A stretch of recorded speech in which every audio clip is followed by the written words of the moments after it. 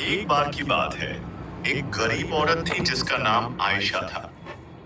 वह एक छोटे से गांव में अपने माता-पिता और छोटे भाई-बहनों के साथ रहती थी।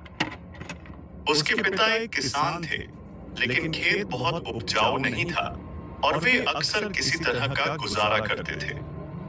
आयशा एक बुद्धिमान और जिज्ञासु लड़की थी। वह अपने आसपास की दुनिया के बारे में जानना पसंद करती थी। वह एक वैज्ञानिक बनने का सपना देखती थी, लेकिन वह जानती थी कि अपने परिवार की वित्तीय स्थिति के कारण उसे अपना लक्ष्य हासिल करना मुश्किल होगा। एक दिन आयशा के पिता बीमार पड़ गए। वह काम करने में असमर्थ थे और परिवार की आय और भी कम हो गई। आयशा को अपने परिवार की मदद करने के लिए स्कूल छोड़ना पड़ा। आयशा ने अपने परिवार का समर्थन करने के लिए कड़ी मेहनत की।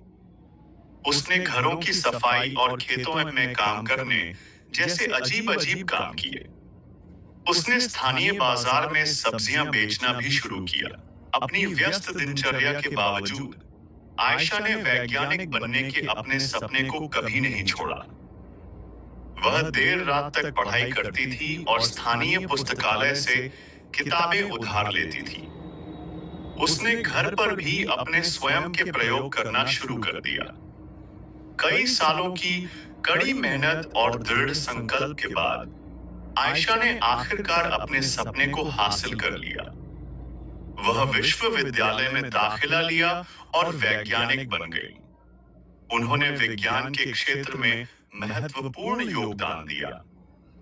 आयशा की कहानी हम सभी के लिए एक प्रेरणा है। यह दिखाता है कि अगर हम अपने दिमाग में रखते हैं और अपने सपनों को कभी नहीं छोड़ते हैं, तो कुछ भी संभव है। यह भी दिखाता है कि हमारे जुनून का पालन करना महत्वपूर्ण है, भले ही यह मुश्किल हो।